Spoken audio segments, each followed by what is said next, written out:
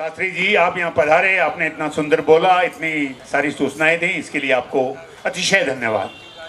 अब जिन विशिष्ट विभूति के बारे में बात कर रहा था, इंदौर से पधारे हमारे रविंद्र जी शुक्ला, उन्होंने ये पुस्तक लिखी है। उन्होंने सारे संस्मरण इकट्ठे किए हैं, महाराज जी के बहुत नज़दीक रहे हैं। ये दूसरे शब्दों में कहूँ तो उनका पूरा परिवार उनके बहुत निकट रहा है।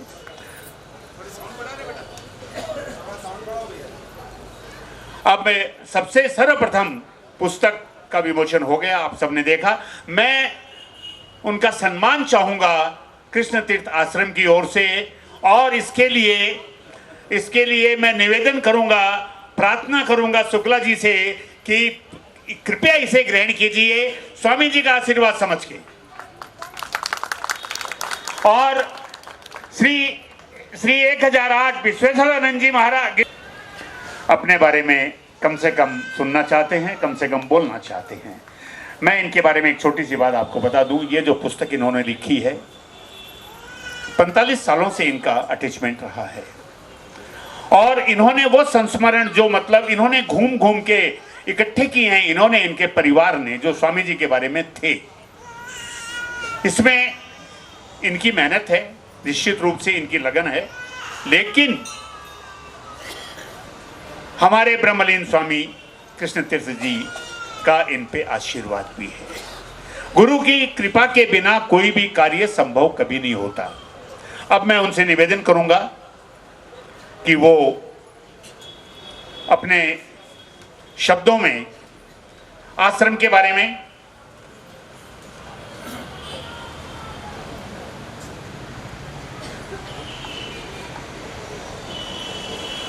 हाँ, आप कृपया आश्रम के बारे में और स्वामी जी के बारे में हमें 2 शब्दों में कुछ बताएं। ओम गुरुर्ब्रह्मा गुरुर्विष्णु गुरुर्देवो महेश्वरः गुरुर्साक्षात् परब्रह्म गुरुवै नमः। सर्वं मम गुरुवै नमः।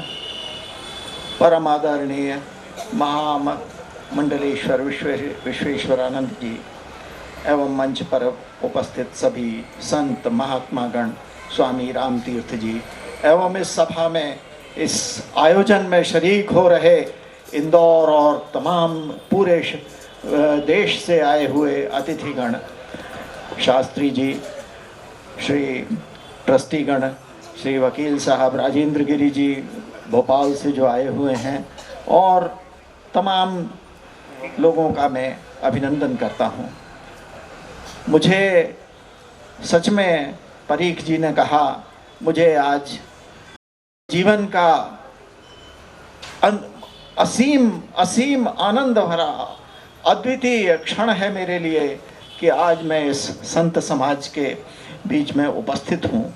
स्वामी राम तीर्थ जी ने मुझे ये जो अवसर सुलभ कराया है, मैं अपने जीवन की सबसे बड़ी उपलब्धि इसे मानता हूँ, और मैं समझता हूँ कि ऐसा मौका पाकर मैं निश्चित रूप से अभिभूत हूँ।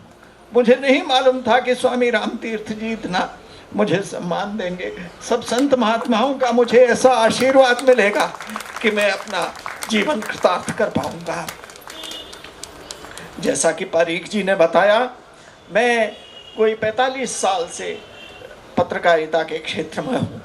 कई जगह गया, कई समारोह हुए, लेकिन आज जैसा क्षण जीवन में मैंने कभी अनुभव नहीं किया है। इतना आनंद है कि मुझे कहते नहीं बन रहा है।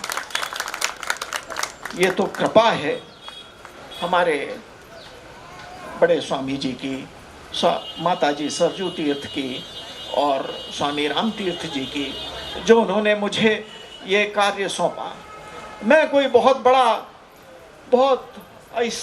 मैं क्या कहूँ, इस विद्वत समाज में इतने बड़े संतों के बीच में मुझे सूझ नहीं पड़ रहा है कि मैं क्या कह सकता हूँ। मैं एक बहुत ही दीनहीन इस क्षेत्र, पत्रकारिता के क्षेत्र में रहा, लेकिन वो एक अलग क्षेत्र है। वहाँ तो कहते हैं कि मतलब यह है कि पत्रकारिता जो है, आज की पत्रकारिता और जैसी कि वो रही है, एक बहुत हेय प्रोफेशन के रूप में है, लेकिन स्वामी रामतीर्थ जी ने प्रेरित किया कि इस पर लिखा जाए। ये एक सुयोग था। मैं बताऊं कि मुझे उन्होंने सुझाव दिया, मुझे आदेश स्वीकार करना पड़ा। वास्तविक बात यह है, मैं आपको ये बताना चाहता हूं कि मैं अपने पत्रकारी व्यवसाय में ऐसा तल्लीन था 1970 से कि मैं इस आश्रम में आ नहीं पाया और स्वामी श्री कृष्ण तीर्थ जी महाराज के दर्शन नहीं कर पाया। जैसा कि मुझसे जब मैं मुंबई में स्वामी विश्वेश्वरानंद जी से मिला था, उन्होंने पूछा था कि आप उनके सानिध्य में कैसे रहे। वास्तव में उनके सानिध्य में नहीं रह पाया, लेकिन इस प्रश्न का उत्तर मैंने उनको ये दिया था। लेकिन उन्होंने कहा कि दर्शन दो प्रकार के होते हैं, एक साक्षात दर्शन, एक अनुश्रुत दर्शन। तो मैंने उनके अनुश्रुत दर्शन किए हैं। मेरे परिवार के सदस्य, मेरी पत्नी जो यहाँ मौजूद हैं, वो बाल्यकाल से स्वामी कृष्ण तीर्थ जी महाराज के सानिध्य में रहीं। वो अपनी अनुभव सुनाती थी। मेरे सास ससुर, मेरे ससुर जी शिवशंकर जी ओझा, वो हमेशा से यहाँ आते रहे 1950 से, वो हमें सुनाते थे। तो मुझे बहुत ही इच्छा थी कि यहाँ मैं कुछ सेवा करूँ। जब माता जी पहली बार करीब 1985-86 की बात है, मेरे घर पधारी थी इंदौर में, तो उन्होंने मुझे बताया था और तब से मेरा यहाँ आना शुरू हुआ।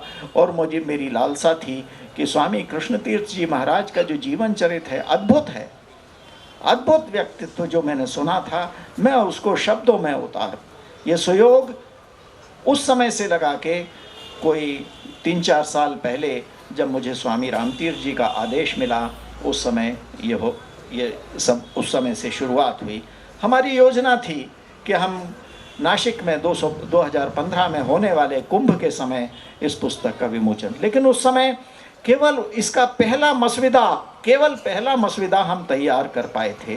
वो कुछ दिखाया और बहुत सी बातें हुई, तो ऐसा लगा कि यह अपूर्ण है। ये एक ऐसी चीज़ है, स्वामी कृष्ण तीर्थ जी का चरित्र लिखना, कि वो एक महासागर है। बहुत सारी बातें हैं। उनके हाथ की लिखी हुई कुछ सामग्री मुझे मिली, स्वामी रामतीर्थ जी ने मुझे दी। इतनी थी कि उसमें से, जैसे कहते हैं कि चावल की हांडी से एक चावल निकालना तो बहुत कठिन कार्य था, बहुत पढ़ना पड़ा।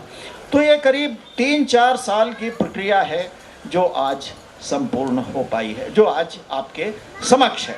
संपूर्ण तो मैं इसे अभी भी नहीं कहूँगा, क्योंकि वो कहते हैं, कह रघुपति के चरित अपारा, कह मति मोर निरत संसारा। तुलसीदास जी ने भगवान रामचंद्र के बारे में ये कहा है, मैं भी वैसा ही व्यक्ति हूँ कि कहाँ मेरी मति है और कहाँ उनके चरित्र जो हैं अपरंपार हैं। अभी तो बाकी बहुत कुछ है। मुझे इसमें सहयोग देने वाले शास्त्री जी, शिवशंकर जी शर्मा, राजेंद्र गिरी जी, स्वयं स्वामी जी और अनेक बहन जी, खैरे जी यहाँ बैठी हुई हैं। इन लोगों ने सहयोग दिया और मैं कुछ लिख पाया हूँ, ज़्यादा कुछ नहीं।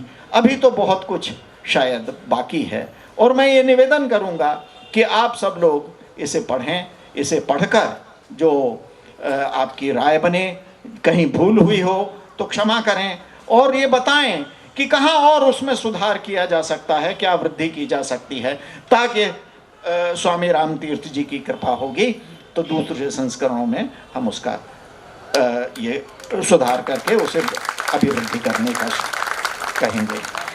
श्री परीख जी ने आदेश दिया है मुझे कि मैं थोड़ा इस पुस्तक के बारे में बताऊं। तो बात ऐसी है कि इसको लिखते लिखते इसमें परिवर्तन होते होते जो है बहुत सारी बातें आई, तो हमने इसको 7 अध्यायों में विभाजित किया इस पुस्तक को। पहला अध्याय तो साधु चरित शुभ चरित कपासु शीर्षक से है। ये शीर्षक ऐसा है कि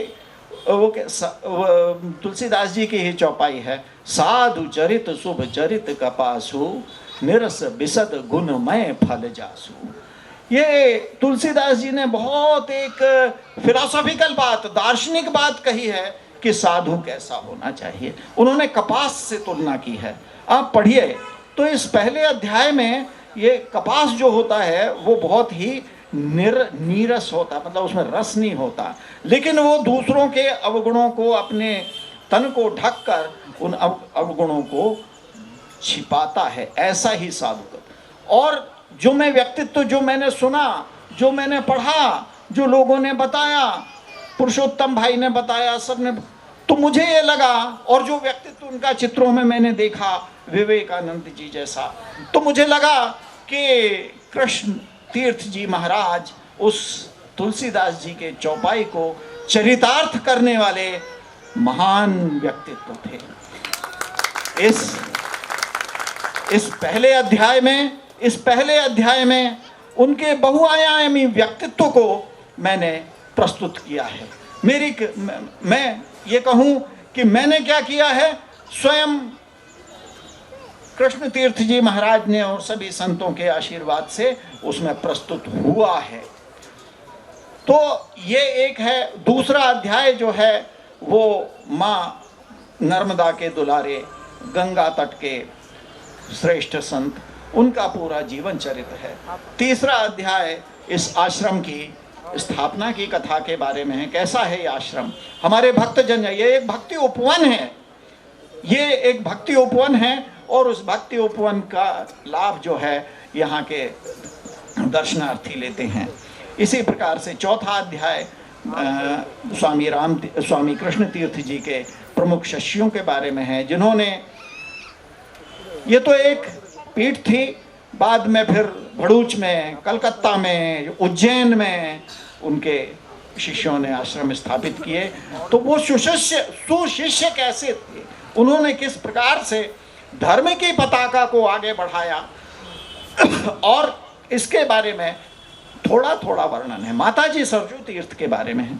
इस प्रकार हमने उसको, एक अध्याय हमारे जो बहुत भाव प्रसंग नाम से है, वो भाव प्रसंग नाम से जो अध्याय है, उसमें जिन लोगों ने स्वामी कृष्ण तीर्थ जी महाराज के साक्षात दर्शन किए थे, उन सभी निलंग, यहाँ पर शास्त्री जी तो हैं ही, आपके वकील साहब हैं, राजेंद्र गिरी जी महाराज, पुरुषोत्तम भाई, खैरे बहन जी, और निलंगे जी आए हुए हैं यहाँ महाराष्ट्र के एक शहर से। इन सब लोगों ने, और स्वामी राम तीर्थ जी ने, इन सब ने जो बताया वो है। इसी प्रकार एक अध्याय ये बहुत जरूरी था, जैसा कि शास्त्री जी शिवशंकर जी ने कहा कि स्वामी राम तीर्थ जी के बारे में भी, जो आज युवाओं की प्रेरणा है और इस आश्रम का संचालन सुचारू रूप से कर रहे हैं, तो हमने उसके बारे में रखा है। उसके पश्चात जो अध्याय है वो स्वामी जी के सदुपदेशों, उनके विचार, किस प्रकार के उनके विचार थे। आज से कोई 70 साल पहले माधव बाग के, मुंबई के माधव बाग के प्रसिद्ध स्थल में जाकर वो प्रवचन देते थे। तब न तो प्रचार तंत्र था, न माइक थे, लेकिन लोग उनके पास में आते थे, सुनते थे और बड़ी गूढ़ बातें कहते। ऐसी अनेक गूढ़ बातों का संकलन उसमें है। ये संक्षिप्त इसके अलावा कुछ परिशिष्ट हैं, आश्रम की क्या गतिविधियां हैं, स्वामी जी को सम्मान पत्र जो मिले उनमें क्या बातें कही गई हैं। 1950 में गुजराती में एक यहाँ पर भक्त एक पुस्तिका छोटी सी छपी थी, कृष्ण तीर्थाष्टक, वो है, उसका हिंदी अनुवाद हमने करा के उसमें प्रस्तुत किया है। इस प्रकार से वो परिशिष्ट है। मुझे लगता है कि आप सब लोगों को वो पठनीय लगेगी। उसमें जो, मैं ये नहीं कहता कि मैं कोई बहुत बड़ा लेखक हूँ, मैं बिल्कुल नहीं ये बात दावा कर सकता। मैंने अपनी क्षमता से और महाराज जी के, स्वामी कृष्ण तीर्थ जी के, स्वामी राम तीर्थ जी के आशीर्वाद से जो बन पड़ा वो किया है। ऐसा है। यहाँ पर फिर मुझे महाकवि तुलसीदास याद आते हैं। मैं कहता हूँ, मैं आपसे विनम्रतापूर्वक कहता हूँ कि उन्होंने जैसा कहा है, कभी न हो नहीं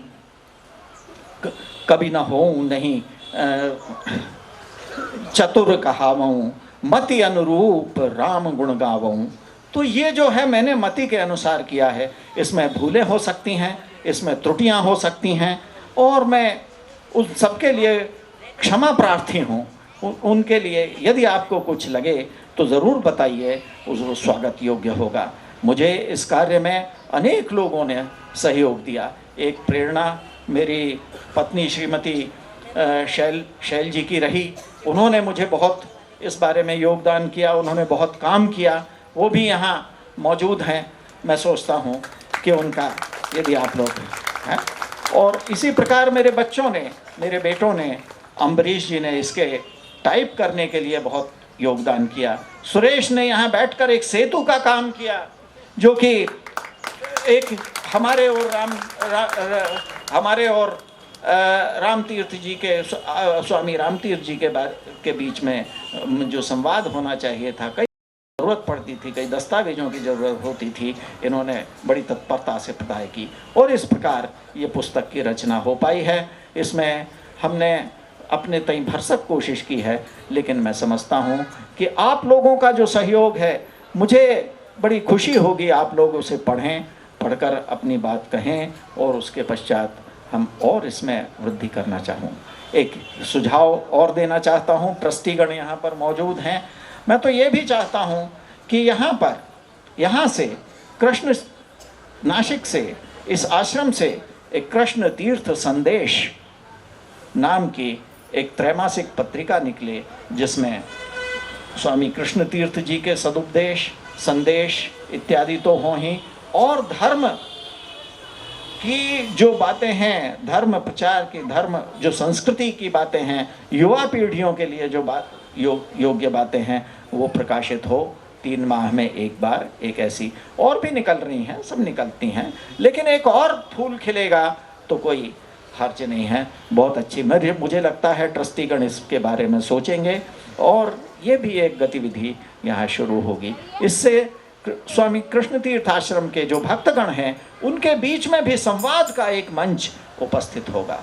इतना कहकर मैं अपना स्थान ग्रहण करता हूँ। आप लोगों ने जो स्नेह दिया, स्वामी राम तीर्थ जी और इस संत समाज ने मुझे जो सम्मान दिया, मैं व्यक्तिगत रूप से उसके लिए बहुत आभारी हूँ। धन्यवाद।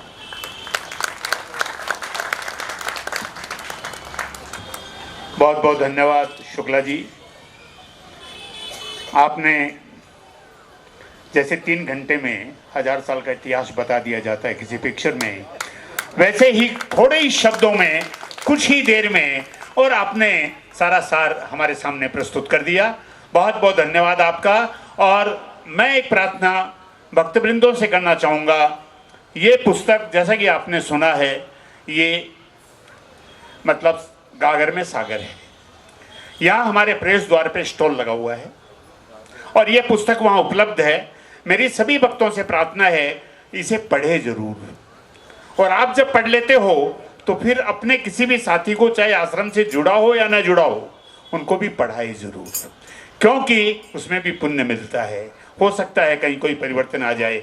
एक पुस्तक जो एक तो जिल्द वाली है वो 200 रुपये की है, और एक जो है सादा जिल्द है उसमें वो 180 रुपये की है। मुझे आशा है आप लोग इस पुस्तक को खरीदेंगे और अपने जीवन को धन्य बनाएंगे। अब मैं बुला रहा हूँ श्री राजेंद्र जी गिरी जी, जिनका नाम बहुत बार रविंद्र जी शुक्ला जी ने लिया है। आप एडवोकेट हैं हाई कोर्ट के। मैं प्रार्थना करूँगा, समय हमारे पास बहुत कम रहा है, अभी संत प्रवर को भी बोलना है, इसलिए मैं चाहूँगा। गुरु ब्रह्मा गुरु विष्णु गुरुदेवो महेश्वरा, गुरु साक्षात परब्रह्म, तस्मै श्री गुरुवे नमः। आज के कार्यक्रम की अध्यक्षता कर रहे परम पूज्य संत महामंडलेश्वर श्री विश्वेश्वरानंद गिरी जी महाराज, श्री यति तीर्थ जी महाराज, मेरे गुरु परंपरा के स्वामी केशवानंद तीर्थ जी महाराज, मेरे गुरुदेव स्वामी शारदात्मानंद जी महाराज, अखाड़ों से पधारे हुए महात्मागण, बाजू में विराजे समस्त महात्मागण, इस आश्रम प्रांगण में पधारे हुए समस्त भक्तगण, माताओं, बहनों, बच्चों, युवाओं, मित्रों, ये बड़े जीवन में सौभाग्य का विषय होता है कि अपने गुरु आश्रम में ही कुछ बोलने का मौका मिले। बड़े स्वामी जी महाराज की 101वीं जयंती वर्ष में उनकी 33वीं पुण्यतिथि पर ये कार्यक्रम संपन्न हो रहा है। हमारे गुरु भाई श्री शुक्ला जी ने ये ऐसा एक महान काम कर दिया है इस गुरु आश्रम से जुड़े भक्तों के लिए कि जो संभव नहीं था। स्वामी जी महाराज के संस्मरण इकट्ठे करना, क्योंकि इतने बड़े संत के संस्मरण भी महान है। मुझे सौभाग्य मिला है अपने बाल्यकाल में स्वामी जी की सेवा करने का। हमारे गांव पे 1 महीने मेरे घर पर रुकते थे और 1 महीने उनकी स्नान कराना, भोजन कराना, सेवा करना। मैं तीसरी चौथी में पढ़ता था जब पहली बार स्वामी जी हमारे यहाँ पढ़ाए थे। उनका आशीर्वाद है हम लोगों की आज यहाँ इस स्थिति में पहुँचे हैं। बस यही, धन्यवाद। बहुत बहुत धन्यवाद राजेंद्र जी, बड़ी कृपा की आपने यहाँ तक चल के आए। अब मैं जिनको बुलाना चाहूँगा वो हैं नंदलाल जी शर्मा, अकोला से पधारे हैं। एमपी मध्य प्रदेश में अकोला है, वहाँ से पधारे हैं। बड़े ही कर्मठ कार्यकर्ता हैं और स्वामी जी के बड़े निष्ठ भक्त हैं। उनसे मेरी प्रार्थना है कि वो 2 शब्द बोलें, और यही जैसे मैंने सबसे आग्रह किया है 2-2 मिनट बोल के, क्योंकि हमको संतों को फिर उनको सुनना है।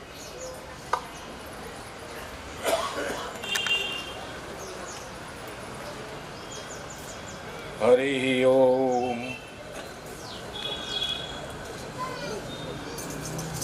तत्पुरुषाय सत्पुरुषाय देहाव्याय अपूनिष्ठ सभी संत समाज और मेरे गुरु भाई जो रिश्ते में हैं वो रिश्ते में सब पूजनीय है। इस संसार की धरा में गुरुजी महाराज की जो बात चल रही है वो इतनी सहज है कि हर एक को उस सहजता का हर क्षण हर पल अनुभव होता है। क्यों होता है? जिस जगह स्वामी जी का जन्म हुआ, या मैं यूं कहूँ कि प्रादुर्भाव हुआ, उसी गांव की रज में मेरा जन्म हुआ था। मेरा नाम भी स्वामी जी ने ही रखा है, नंदलाल। स्वामी जी से व्यक्तिगत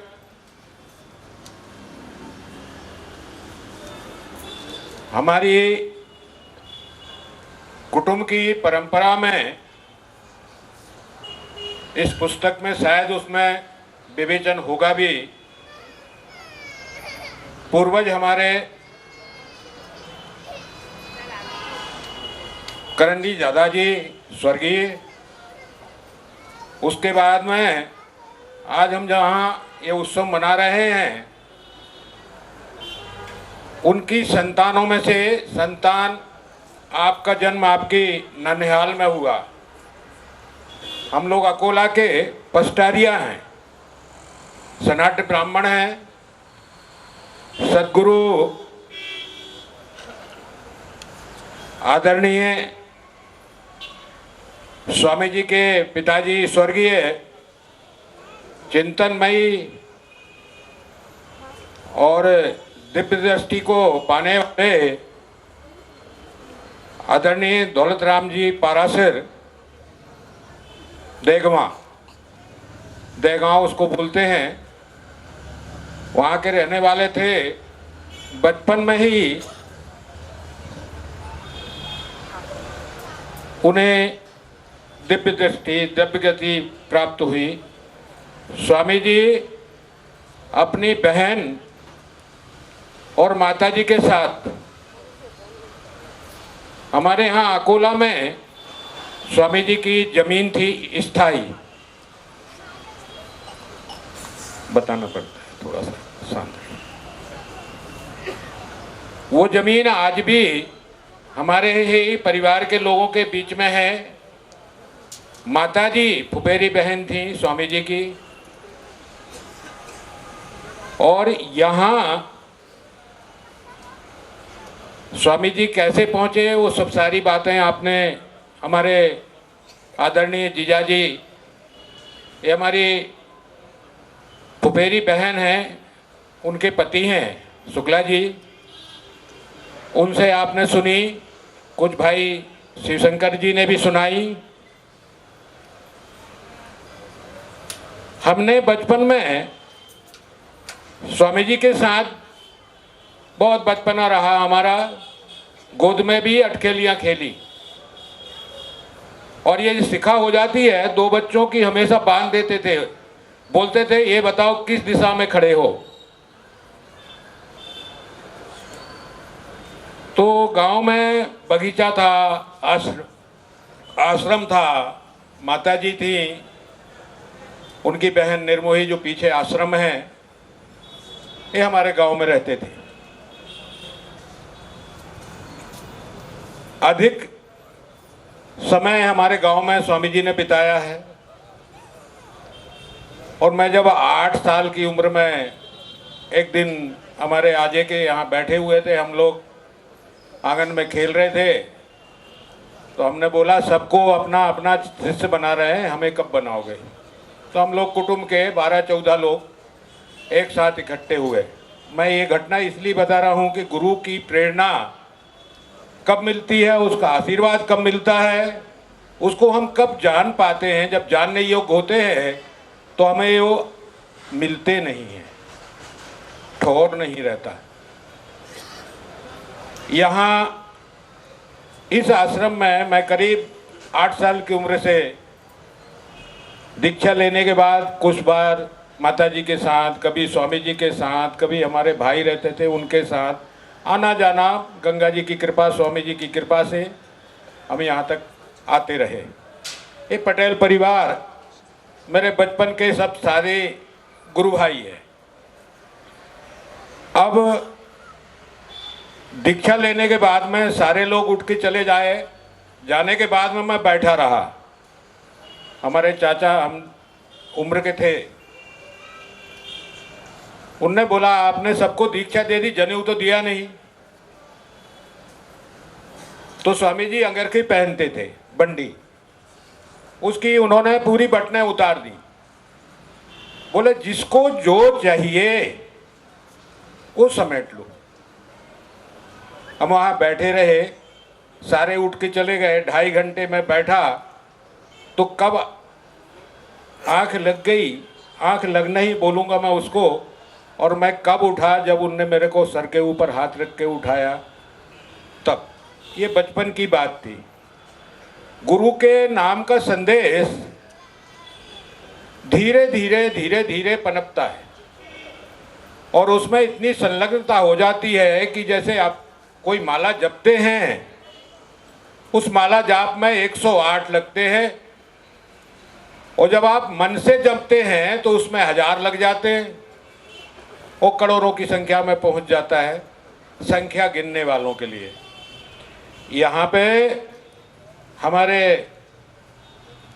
संत समाज के विद्वान, हमारे बहनोई, हमारे स्वामी जी,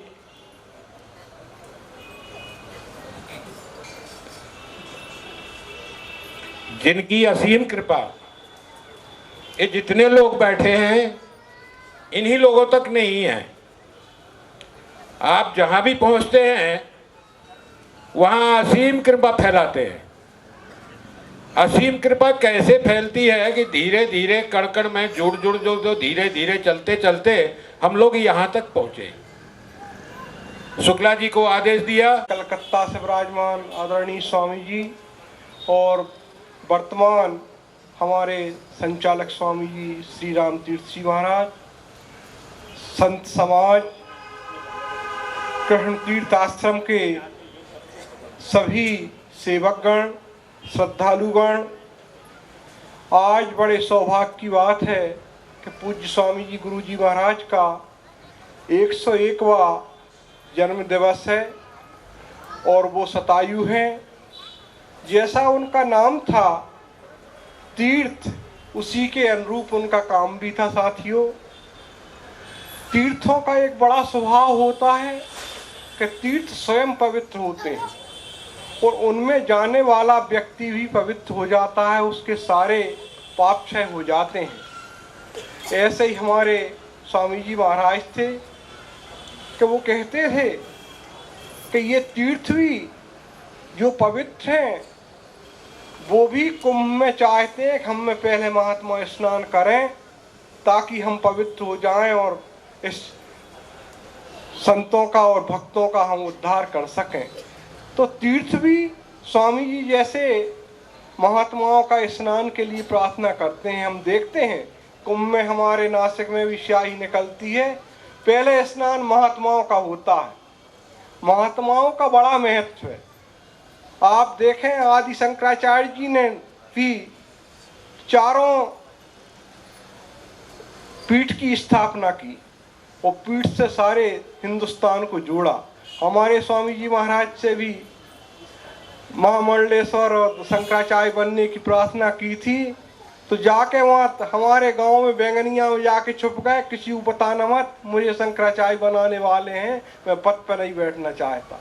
तो ऐसी स्वामी जी की महान कृपा थी। स्वामी जी महान तपस्वी थे। बम्बई के ही माधव बाग का किस्सा है, स्वामी जी प्रवचन करते थे, अभी शुक्ला जी चर्चा कर रहे थे। माधव बाग में ही उनके शिष्य के साथ वो टहलते टहलते दूर निकल गए। स्वामी जी को 7 बज गया। उनके साथ जो शिष्य थे उन्होंने कहा कि स्वामी जी 7 बज गया है, प्रवचन 6 बजे से प्रारंभ होना है। स्वामी जी कुछ दूर तेज गति से चले। जब आके माधव बाग में उनके शिष्य ने पूछा कि स्वामी जी कब से प्रवचन कर रहे हैं, तो उन्होंने कहा कि स्वामी जी ठीक 6 बजे से प्रवचन कर रहे हैं। तो स्वामी जी ऐसे महान संत थे जिनके बारे में जितना कहा जाए उतना कम है, क्योंकि उनके बारे में कोई भी व्याख्यान देना मेरे जैसे प्राणी के लिए कोई बड़ी बात नहीं है।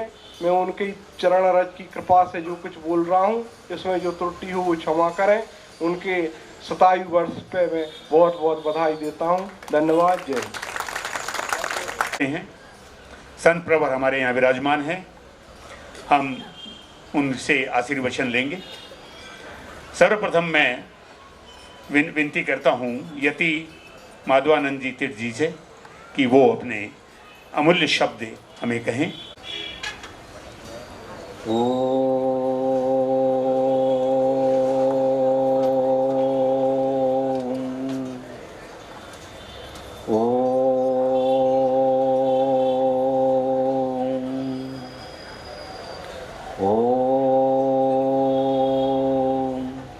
गुरुर्ब्रह्मा गुरुर्विष्णु गुरुर्देवो महेश्वरः गुरुर्साक्षात् परब्रह्म तस्मै श्री गुरुवे नमः।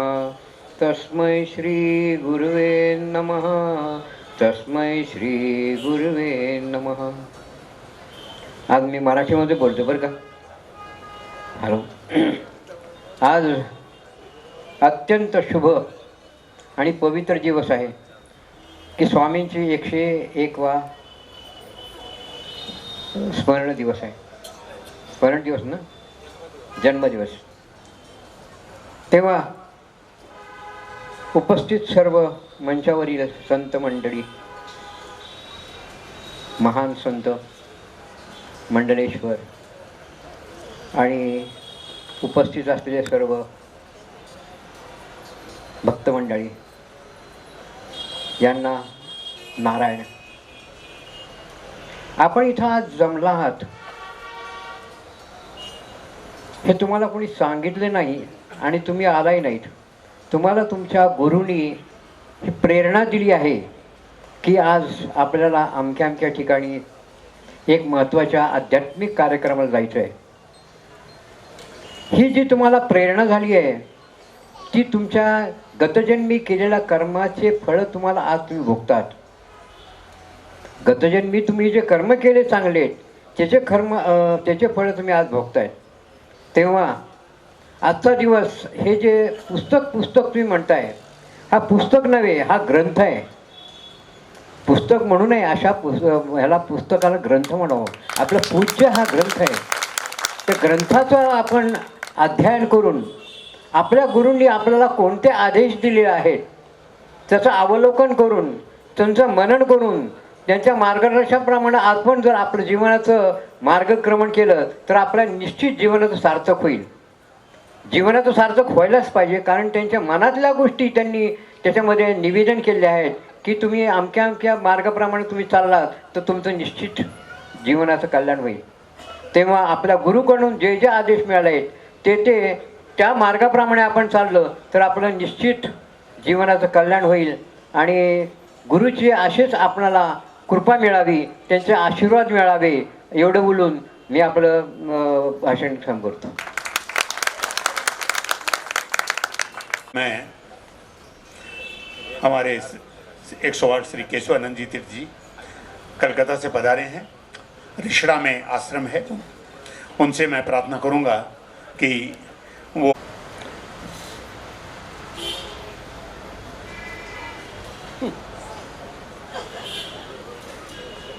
बोले स्वामी जी महाराज की, सकल समाज की हरिओम.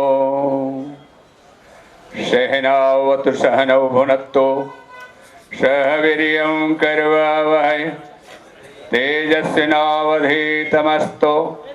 मा विद्विषावहै. ओम शांतिः शांतिः शांतिः.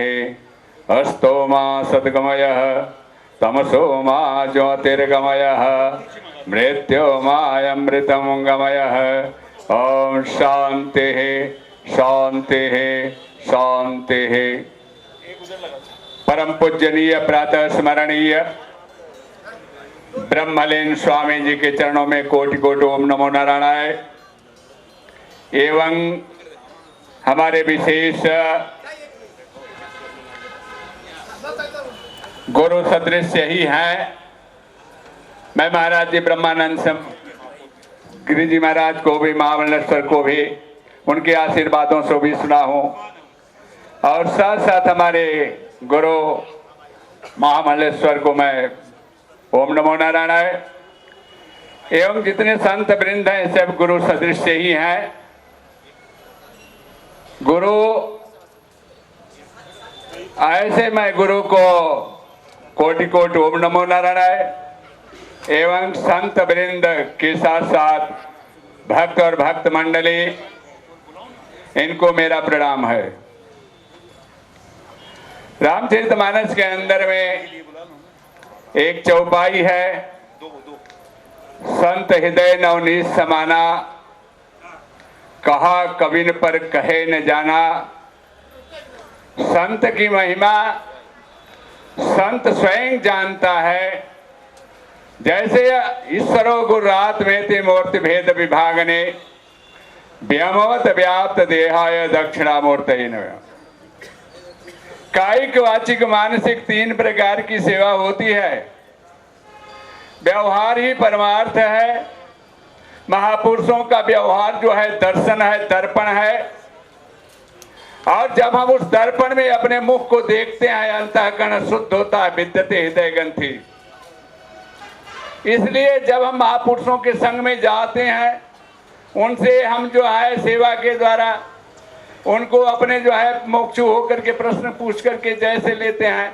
आप पुस्तक पढ़ेंगे तो इनमें जो है उनकी जो मतलब उनका जो आशीर्वाद है जो गुप्त रूप में भी है, क्योंकि शास्त्र प्रमाण होते हैं, गुरु प्रमाण होते हैं, और दृश्य रूप में ईश्वर जो बैठा हुआ है आत्मस्वरूप रूप में वह भी प्रमाण होता है. और हमारे गुरु ही जो है आपके हृदय में बैठ करके जो है वह स्वयं बोलते हैं. जैसे बोलने से पहले जो है भाव के अंदर में ईश्वर प्रदान करता है और उस भाव में आप जो है आ जाते हैं. इसलिए हमारे जो गुरु होते हैं वह भाव में जो है बोलते हैं, और वह भाव ईश्वर का भाव जो है, इस गुरु का भाव, शास्त्र का भाव सब एक हो जाते हैं. और ऐसे गुरु के सानिध्य में रह करके अगर हम अपना कल्याण कर लेते हैं तो कल्याण करने वाले को भगवान बोलते हैं. बहु नाम जन्म नामंते ज्ञानवान व प्रबद्धते वासुदेव सर्वमिति स्व महात्मा. उनके हृदय में जो है वासुदेव रूप ही दिखाई देता है, वासुदेव से अलग कुछ भी नहीं दिखाई देता है। इसलिए हमारे यहाँ कहते हैं वसुदेव कुटुम्बकम, जन जन में जो है, जन जन कण कण में जो है वह भगवान वास करता है। और ऐसे भगवान को वास करने वाले को हम लोग जो है प्रणाम करते हैं, उनको ओम नमो नारायण करते हैं। ऐसे मैं आज आशा करता हूं कि आप लोग जो है गुरु के सानिध्य में रह करके हृदय हृदय की बातों को जो है सुनेंगे। कहा है, एक फिल्म का गाना हमने सुनाया था, है ना, कि दो दिल धड़क रहे हैं, आवाज एक है, दो दिल चमक रहे हैं, साज एक है। गुरु का जब आशीर्वाद मिलता है तो भक्त और ईश्वर में भेद नहीं होता है, जीव और ईश्वर में भेद नहीं होता है। अर्थात अभेद दर्शनम ज्ञानम सत्यम ज्ञान अनंत, जो अनंत में बैठा है, अनंत क्या है? अरे ज्ञान का कोई अनंत नहीं है। इसी तरह से गुरु के आशीर्वाद का कोई अंत नहीं है, वह आपके हृदय में बैठ करके बोलने लगते हैं, लेखक के हृदय में बैठ करके बोल रहे हैं, लिख रहे हैं। ऐसे गुरुओं को मैं प्रणाम करता हूँ। ओम नमो नारायण। हरि ओम। पूर्णमदः पूर्णमिदं पूर्णात् पूर्णमुदच्यते पूर्णस्य पूर्णमादाय पूर्णमेवावशिष्यते। ओम शांतिः शांतिः शांतिः। सर्वे भवन्तु सुखिनः, सर्वे सन्तु निरामयाः, सर्वे भद्राणि पश्यन्तु, मा कश्चित् दुःखभाग् भवेत्। ईशावास्यमिदं सर्वं यत्किञ्च जगत्यां जगत् तेन तक्तेन भुञ्जीता, मा गृधः कस्यचित् धनं, सर्वजनहिताय सर्वजन सुखाय। ओम।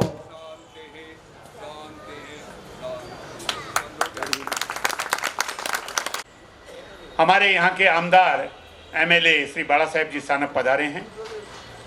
साथ ही आपको बताऊं कि हमारे शहर की महापौर रंजना ताई, प्रथम महिला, प्रथम वंदनीय कह दो शहर के लिए, रंजना ताई वांसी भी यहाँ मौजूद है। ये हमारा बड़ा शुभ संयोग है। सारे संत यहाँ उपस्थित हैं और आप लोग उपस्थित हैं, तो मैं चाहूँगा कि उनका सत्कार किया जाए। यहाँ सर्वप्रथम मैं हमारे बाला साहेब सानप जी जो हैं आमदार, उनका सत्कार करेंगे। नासिक से आमदार हैं और सत्कार करेंगे हमारे राजू भाई व्यास। आमदार श्री बाला साहेब जी सानप उपस्थित हैं। मैं उनसे प्रार्थना करूंगा दोन शब्द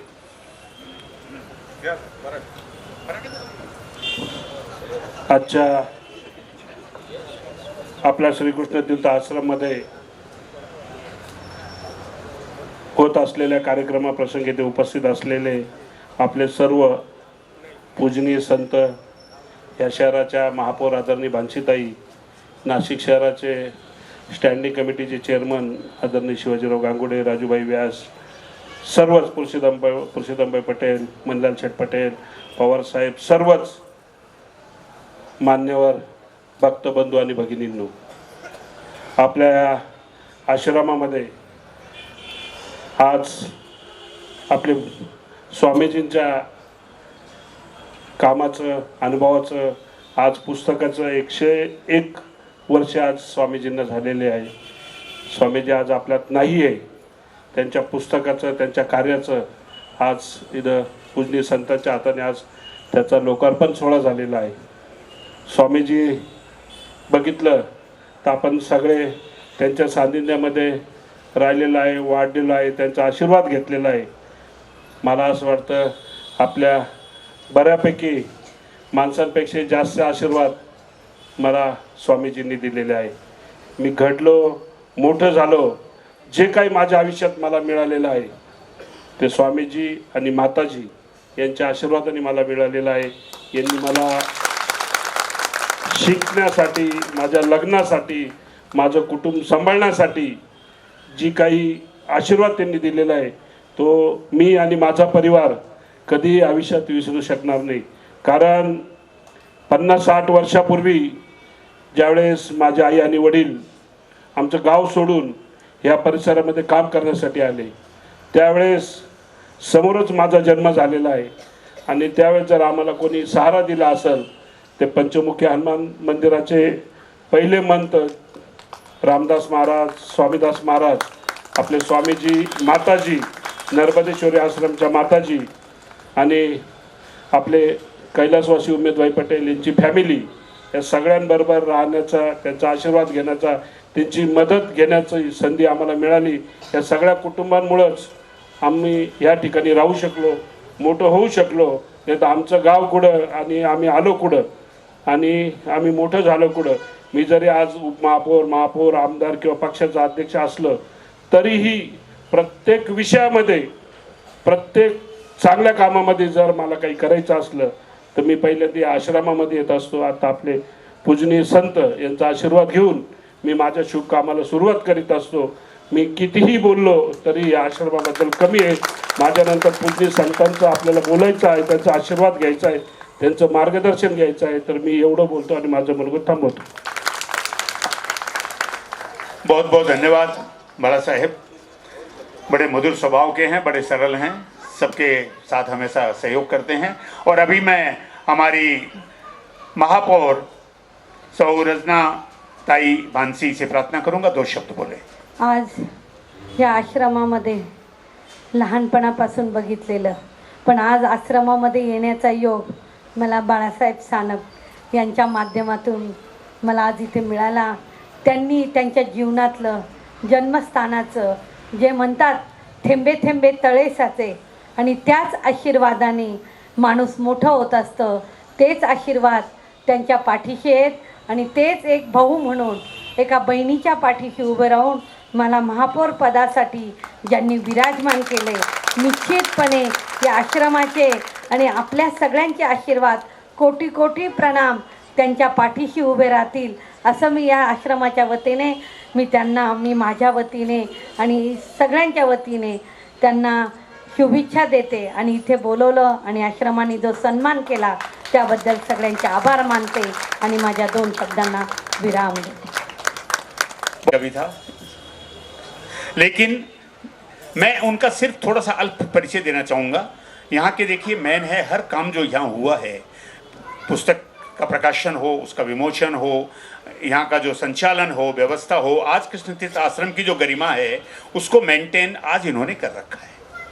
तो ज़्यादा परिचय मैंने नहीं किया, थोड़ा सा परिचय जो है मैं सौ सरला जी चांडक को प्रार्थना करूँगा 2 शब्दों में उनके बारे में कुछ थोड़ा सा बताएंगे.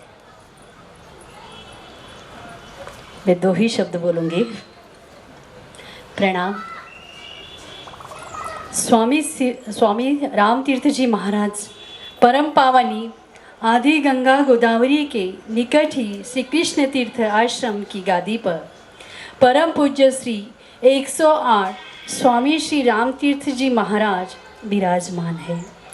आप माता जी सरजू तीर्थ के शिष्य हैं. आपका व्यक्तित्व दिव्य भक्ति, ज्ञान और वैराग्य की वो प्रतिमूर्ति है. स्वभाव से सरल, सहज एवं अति मीठा मिलनसार व्यक्तित्वात्मक के आप बिल्कुल धनी है. प्रणाम प्रणाम प्रणाम. बहुत थोड़ा सा इसलिए बोला गया है कि अंदर बहुत कुछ है, और कभी मौका मिलेगा तो इनके बारे में जब सुनेंगे तो आप आश्चर्य से गिर रह जाएंगे. ये भी तपोमूर्ति है, उन्हीं की प्रतिमूर्ति समझिए आप इनको, बड़े महाराज जी की. अब मैं हमारे आज के पधारे हुए विशिष्ट अतिथि प्रमुख श्री 1008 महामंडलेश्वर स्वामी विश्वेश्वरानंद जी मुंबई से पधारे हैं. संन्यास आश्रम के अध्यक्ष हैं, और इनके आश्रम की और इनकी विशेषता ये है कि स्वामी जी वहाँ बार बार मुंबई जाया करते थे. ये भी यहाँ उनका मतलब काफ़ी अटैचमेंट, काफ़ी उनका जुड़ाव यहाँ रहा है. और आज यही कारण है क्योंकि आत्मा से जुड़े हुए जो लोग होते हैं ना, वो कहीं भी पहुँच जाते हैं. और आज विशेष रूप से इस कार्यक्रम के लिए यहाँ पधारे हैं. अब मैं उनसे आग्रह करूँगा कि अपने आशीर्वचनों से, मधुर वचनों से हमें तृप्त करें.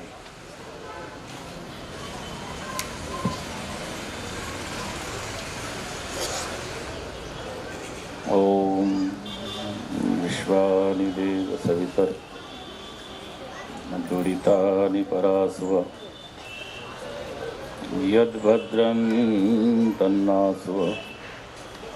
ओम शांति शांति शांति.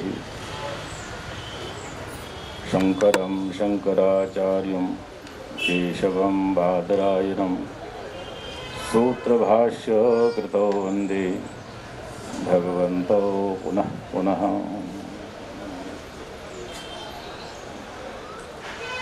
इस पावन पवित्र भूमि में आज जो कार्यक्रम हो रहा है, इस अवसर पर पधारे हुए हमारे अखाड़े के समस्त महंतगण, संतगण, स्वामी केशवानंद जी महाराज, स्वामी माधव तीर्थ जी, यहाँ के विधायक बाला साहेब जी, इस नगर की प्रथम नागरिक महापौर जी, समस्त अनंत अनंत विद्वत ब्रह्मवंद, और जिस कार्यक्रम का ये उद्देश्य है, इस कार्यक्रम के जुड़े हुए समस्त भक्तवृंद केवल नासिक के ही नहीं, संपूर्ण भारतवर्ष और विशेषतः मध्य भारत से आए हुए समस्त भक्तवृंद, ये हमारा भारतवर्ष अत्यंत अद्भुत, गौरवमयी, तपोमयी है। और इसकी विशेषता ये है कि हमारा भारतवर्ष परंपरा में मानने वाला है। और हमारी परंपरा ये है, जिनके विषय में हम लोग आज यहाँ पर कुछ बोलने जा रहे हैं, श्रवण कर रहे हैं, ये परंपरा आई कहाँ से? हमारे यहाँ पर एक श्लोक है, सदाशिव समारब्धाम शंकराचार्य मध्यमाम अस्मदाचार्य पर्यंताम वंदे गुरु परंपरा। कुछ लोग ऐसा भी कहते हैं नारायण समारब्धाम, और अपने अपने जो मध्य गुरु हुई उनका नाम उच्चारण करते हैं मध्य में, अस्मदाचार्य पर्यंताम वंदे गुरु परंपरा। हमारी ये परंपरा आदि नारायण से चली हुई है, भगवान सदाशिव से चली हुई है। और उस परंपरा में अनेक अनेक ऋषि, विद्वान, तपोनिष्ठ, ब्रह्मनिष्ठ आदि आदि महापुरुष हुए। उनको हम सब लोगों ने नहीं देखा, परंतु ये परंपरा निरंतर निरंतर चल रही है। और सृष्टि के आदिकाल से लेकर के हम लोग के सामने प्रत्यक्ष इस समय तक वो प्रवाहित हो रही है। ऐसी हमारी महान परंपरा, और उसी महान परंपरा के एक अमूल्य ऐसे रत्न, आप लोगों ने, बहुत लोगों ने उनका दर्शन किया होगा, बहुत लोगों ने उनको सुना होगा, देखा होगा।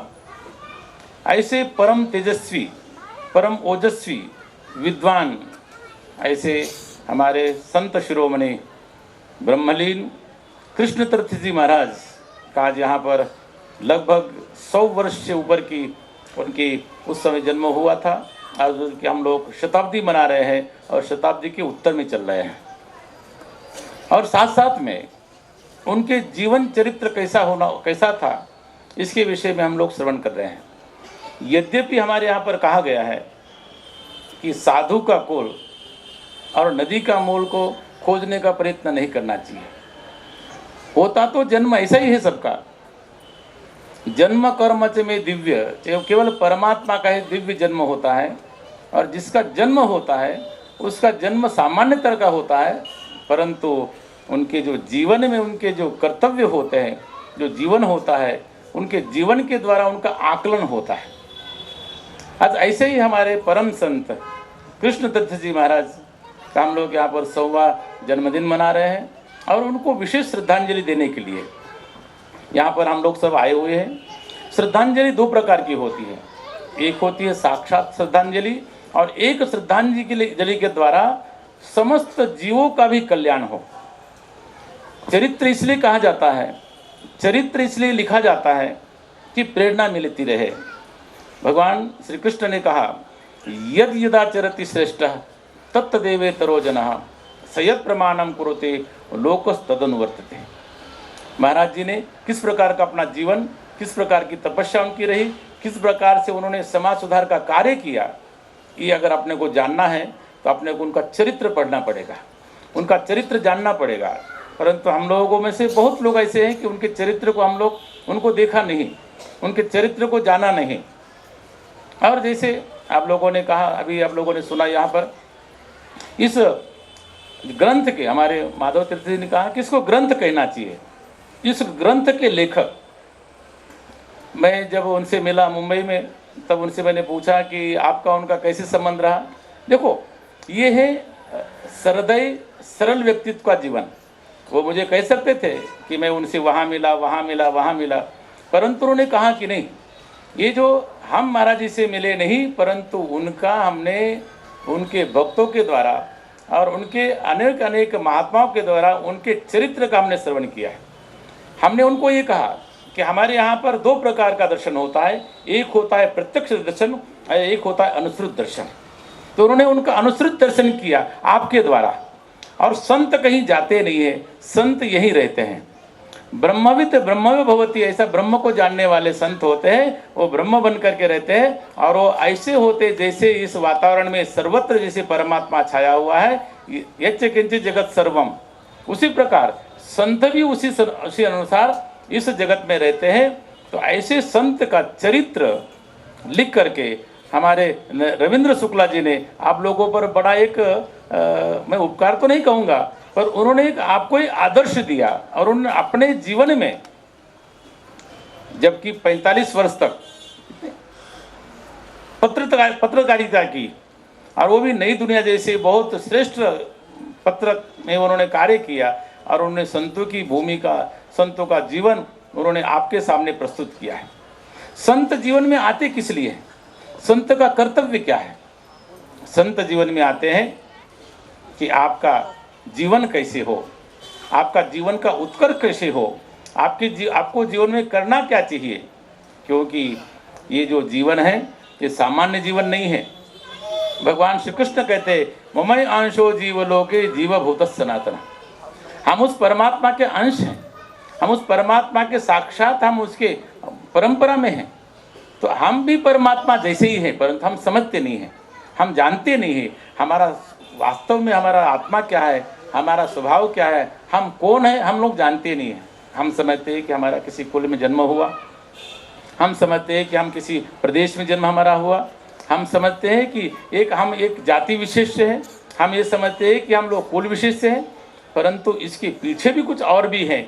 हम समस्त लोग हम उस परमात्मा से जुड़े हुए हैं। साक्षात परमात्मा के अंश होने के कारण हम लोग परमात्मा के स्वरूप के तुल्य ही हैं, परंतु हम समझते नहीं हैं। जैसे कोई भेड़ का बच्चा, वो सिंह का बच्चा भेड़ के उसमें समूह में चला जाए और अपने आप को भेड़ का बच्चा ही समझता है, इसी प्रकार हम समस्त जीव उस परमात्मा के अंश होने पर भी हम अपने को सामान्य व्यक्ति समझते हैं। और उस व्यक्तित्व को समझाने के लिए ऐसे महापुरुष पैदा होते हैं, ऐसे अवतरित होते हैं, और वो परंपरा से अपने को कहते हैं कि तुम हो क्या। अपने जीवन के विषय में हम अपने जीवन को व्यर्थ गंवाते हैं। उस व्यर्थ जब गंवाते हैं, उस व्यर्थ न करते हुए अपने जीवन की सार्थकता किसमें है। इसलिए हमारा जो शास्त्र है, अपना शास्त्र तो 3 पुरुषार्थ और एक परम पुरुषार्थ कहता है। 3 पुरुषार्थ है, धर्म अर्थ और काम। धर्म अर्थ और एक काम है, और परम पुरुषार्थ है मोक्ष। आप इस जीवन में धर्म करते हुए, अपने अर्थ कमाते हुए, अपनी कामनाओं की पूर्ति करते हुए, और जाना है अंत में, जाना है रहना नहीं। कहते हैं कि अपने को निश्चित जाना है। जैसे हम आते समय हमने कुछ लेकर के आए हैं, अगर हमारे पास में पाथे नहीं होता, हमारे पास में सत्कर्म नहीं होते, तो शायद आप यहाँ पर नहीं बैठते। आज यहाँ पर जो यहाँ के विधायक, हमारे यहाँ के महापौर यहाँ पर आए हैं, इनके भी कोई ना कोई सत्कर्म होंगे। इन्होंने, हमारे विधायक जी ने कहा कि हमारे स्वामी जी से उनको आशीर्वाद प्राप्त हुआ, उनको संरक्षण प्राप्त हुआ, उनका पूर्व जन्म का वो कर्म, और उनके कर्म के द्वारा हमारी महापौर आज यहाँ पर आई हुई है। तो कहने का मतलब हमारा कहीं ना कहीं सत्कर्म हमारा जुड़ा हुआ है। इस सत्कर्म के कारण आप यहाँ पर आए हुए हैं, और हो सकता है कि आपके महान कर्म हो, आप परम श्रद्धेय महाराज जी से प्रत्यक्ष दर्शन किया हो। हमारे शर्मा जी ने कहा कि उन्होंने हमें दीक्षा दी। ऐसे अनेक लोग हैं जिनके हमारे राजेंद्र जी ने कहा कि हम उनको नलाया करते थे। ऐसा सौभाग्य जिनको प्राप्त हुआ हो, ऐसे अनेक यहाँ पर लोग बैठे हुए हैं। हमारे सदाशिव शर्मा जी, शिवशंकर शर्मा जी, उन्होंने स्वामी जी को डांटा भी होगा, फटकारा भी होगा। संतों के जब तक अपने को ठीक से मार्गदर्शन नहीं मिलता है, हमारा जीवन ठीक से सुधरता नहीं है। इसलिए ऐसे संत जीव इस जगत में आते हैं और उनका उद्देश्य होता है कि अपने यहाँ पर धर्म की प्रधानता होने पर भी राष्ट्र का भी बड़ा भारी महत्व है और राष्ट्र के साथ साथ में संस्कृति का बड़ा भारी महत्व है। इसलिए ऐसे संत जो आते हैं जो राष्ट्र के लिए, राष्ट्र को सुदृढ़ बनाने के लिए, धर्म को परिपक्व बनाने के लिए और साथ साथ में हमारे संस्कृति को बचाने के लिए ऐसे महापुरुष आते हैं। और महापुरुष आ फिर से वापस जहाँ से आए वहाँ पर चले जाते हैं। हमारे यहाँ पर ये नहीं कहा जाता है कि वो फिर वापस आएंगे नहीं। हमारे यहाँ पर भगवान श्री कृष्ण ने कहा कि बहुनाम जन्मनाम अंते, अनंत जन्मों तक वो जो महापुरुष आते हैं और परम पिता परमात्मा को प्राप्त करते हैं। ऐसे महापुरुष जिनको हम लोग कृष्ण तीर्थ जी महाराज कहते थे, उन्होंने नर्मदा से आए, गंगा जी में आए। हमारे यहाँ पर कहा जाता है गंगा बड़ी गोदावरी, गोदावरी के तट पर आए और उन्होंने यहाँ पर आकर के उन्होंने तप किया और तप के साथ साथ में एक स्थान बनाया जिसके माध्यम से समाज में धर्म की स्थिति बदलाई जाए। और ये परंपरा चलने वाली है और परंपरा के वाहक हमारे आद्य भगवत पाद शंकराचार्य। आप लोगों ने देखा होगा कि हम लोगों के नाम के आगे एक एक दूसरा शब्द लगता है, उपनाम। जैसे आपके नाम से कोई शर्मा होता है, कोई वर्मा होता है, कोई चतुर्वेदी देंगे, कोई और भी होंगे, कोई पटेल होंगे। हम लोग जो यहाँ पर बैठे हुए हैं, किसी के नाम से आगे तीर्थ लिखा है, कोई यहाँ पर आश्रम तो नहीं है। हम लोग गिरिनामा है, हम लोग पुरी नामा होंगे, भारतीय नामा होंगे। ये हमारे समस्त जो नाम हैं भगवत पाद शंकराचार्य ने दिए हैं। इसलिए हम लोग 10 नामी साधु कहलाते हैं। हमारे जो 10 नाम हैं ये किन्होंने दिए हैं? धर्म की पुनर्स्थापना करने वाले, धर्म का पुनरुद्धार करने वाले भगवत पाद शंकराचार्य। बहुत सैकड़ों वर्ष, हजारों साल पहले उनका आविर्भाव हुआ और उन्होंने एक नया, एक संप्रदाय का कहने का नवीनतम, उन्होंने एक सन्यासी का एक समूह बनाया जिसमें 10 नाम, गिरी, पुरी, भारती, सन्यासी, सरस्वती, आश्रम, तीर्थ, ऐसे अनेक 10 नाम हैं। ब्रह्मचारी के नाम है, आनंद है, स्वरूप है, चैतन्य है। इस प्रकार की उन्होंने एक परंपरा हमें दी है और उस परंपरा के हम लोग यहाँ पर संत बैठे हुए हैं। और उस परंपरा से ये जो आपको ज्ञान प्राप्त होता है, आपको जो मंत्र प्राप्त होता है, वो संत अपने तरफ से नहीं देता है। जो आपको जो ये मंत्र देते हैं, ये आदि नारायण से चला हुआ मंत्र, वो मध्य गुरुओं ने वही मंत्र दिया। और अस्मदाचार्य पर्यंतम, मुझे बहुत हर्ष है कि इस परंपरा में, तीर्थ परंपरा में, कृष्ण तीर्थ जी महाराज के परंपरा में माता जी को भी हमने देखा। और एक बार जब मेरे पास आए, उन्होंने कहा कि स्वामी जी, हमारे जो बालक हैं, हमारे जो ये बहुत हमारा पुत्र ही समान है, इसको आप संन्यास दीक्षा दे दीजिए। आज से 18-19 वर्ष पहले इसी गोदावरी के तट पर, राम घाट पर, मेरे ही द्वारा आचार्यत्व में, महाराज जी की परंपरा में उनका शिष्यत्व ग्रहण करते हुए स्वामी जी आपको प्राप्त हुए हैं। उस परंपरा में, इस परंपरा में, आदि नारायण के परंपरा में, ये नहीं समझना कि इनके पास में इनका ज्ञान है। इनके पास में अपने गुरु का, परम गुरु का, परात्पर गुरु का और फिर आदि नारायण से इनके पास में जो ज्ञान आया हुआ है, वो जो मंत्र देंगे वो वहीं से आया हुआ देंगे। इसलिए हम लोग सनातन धर्मी कहलाते हैं, हम लोग वैदिक धर्म के अनुयायी कहलाते हैं। ऐसी हमारी महान परंपरा है। और इसी परंपरा में हमारे श्रद्धेय, परम आदरणीय, ब्रह्मलीन कृष्ण तीर्थ जी महाराज यहाँ पर आकर के बैठे और देश के लिए संदेश दिया। अगर उनके मन में नहीं होता कि भविष्य में एक छोटा सा बालक इस देश में, इस महाराष्ट्र में नेतृत्व करने वाला होगा, एक सहयोगी होगा, तो उनको नहीं वो आशीर्वाद देते। इसलिए ऐसे लोगों को भी उन्होंने आशीर्वाद दिया, आपके जैसे लोगों को आशीर्वाद दिया कि आप लोग समाज में चल करके इस समाज को एक नई दिशा देनी है। और क्या है इस देश का ये विशेषता ये है कि ये सत्य है, त्याग है, तप है, इस देश की विशेषताएं हैं। उस मार्ग पर चलते हुए अंत में मैंने कहा कि धर्म अर्थ काम को करते हुए और परम पुरुषार्थ को अपने को प्राप्त करना है। परम पुरुषार्थ क्या है? बोलते हैं मोक्ष। मोक्ष का उपदेश देने वाले वो ऐसे महापुरुष कहीं गए नहीं और हमारे बीच में आशीर्वाद देते हुए, हमारे समाज का पथ प्रदर्शित करते हुए हमारे विद्यमान यहाँ पर हैं और उनके ही स्वरूप में, उनके ही निज स्वरूप में हमारे राम तीर्थ जी भी मेरे बाजू में बैठे हुए हैं कि आपका इस समय, जैसे यहाँ पर बार बार कहा गया कि इस आश्रम का संचालन, इस आश्रम की वृद्धि और साथ साथ में देश में विदेश में सनातन धर्म का प्रचार करते हुए यहाँ पर बैठे हुए हैं। और आप लोग बहुत दूर दूर से, कहने को तो बहुत कुछ हो सकता है, परंतु आप सब लोग ऐसे पुनीत अवसर पर, पुण्य भूमि में आप यहाँ पर आए हुए हैं, जहाँ भगवान श्री राम, जहाँ पर भगवान गौतम जी ने स्वयं भगवान शिव को आने के लिए यहाँ पर प्रेरित किया, ऐसे भगवान शिव की भूमि, ऐसे भगवान श्री राम की भूमि, ऐसे यहाँ पर आप लोग यहाँ पर बैठे हुए हैं। और हम सब लोगों को, और इसके बाद में एक मैं थोड़ी सी बात कहना चाहूँगा और कहता हूँ। जब नासिक आता हूँ, वर्तमान में सुशासन चल रहा है और सुशासन में कुछ अच्छी बातें होनी चाहिए। एक बात ये होनी चाहिए कि यहाँ पर कुंभ मेला लगता है, हमारी गोदावरी नदी, गंगा गोदावरी, गंगा नर्मदा और गोदावरी, ये तीन बड़ी बड़ी नदियाँ हैं। और आपका सौभाग्य है कि वो गोदावरी नदी त्रंबक से निकलती है और नासिक होते हुए वो सागर में मिलती है।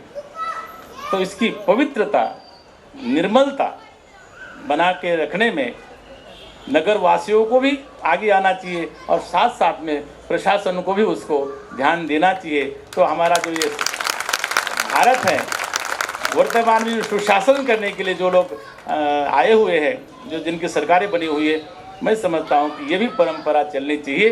तो ये विशेष दायित्व आप पर भी है, हम पर भी है। हम लोग नहाने आते हैं और ये नहलाने वाले होते हैं, तो कौन से जल से हमको नहलाना है अब इनके ऊपर है। आने वाले जो कुंभ मेले पर हम किस जल में नहाएंगे, वो कैसा हो, वो पवित्र जल हो। हम चाहेंगे कि उस पवित्र जल में हम डुबकी लगाए।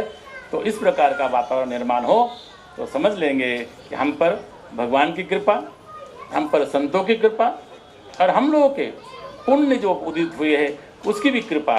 तो इस अवसर पर आप, और पुनः एक बार यहाँ के हमारे स्वामी जी, जब कभी ऐसी बात होती है तो मेरे पास आते हैं, तो वो तो मेरे एक प्रकार से जैसे दीक्षा के शिष्य ही हैं।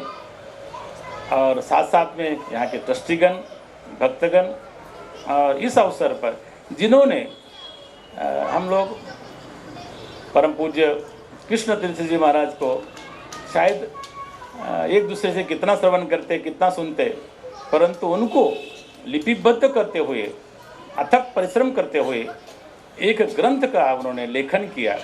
ऐसे हमारे रविंद्र शुक्ला जी, उनको विशेष रूप से मैं यहाँ से, आप इस मन से उनको आशीर्वाद, उनको शुभकामनाएं देता हूँ। और साथ साथ में अपने इस सुंदर कार्यक्रम को, बहुत देर से संत आए हुए हैं और मैं तो कल से आया हूँ, और समस्या थोड़ी होती है देश में, जहाँ पर 3 घंटे में आना चाहिए वहाँ पर 10-10 घंटे लगते हैं कभी कभी, उसके कारण कुछ अन्य हो सकते हैं। परंतु मैं कल से इस कार्यक्रम के लिए यहाँ पर आया हुआ हूँ और आप लोग भी बहुत दूर दूर से आए होंगे। तो पुनः एक बार इस ग्रंथ को हम लोग देखें और साथ साथ में हमारा जो एक महान परंपरा है, और जब तक दुनिया में सनातन धर्म रहेगा तभी तक मानवता रहेगी। और जब तक मानवता रहेगी तब तक सनातन धर्म रहेगा। इसका रक्षण हम लोगों को करना चाहिए, हमारे वाणी से, हमारे शरीर से और हमारे अर्थ से भी उसका संरक्षण करते रहना चाहिए। इसलिए मैं पुनः पुनः ऐसे महापुरुषों को चरणों में वंदन करता हूँ, उनके प्रति अपनी श्रद्धा व्यक्त करता हूँ और अपने वाणी को विराम देता हूँ। ओम शांति शांति।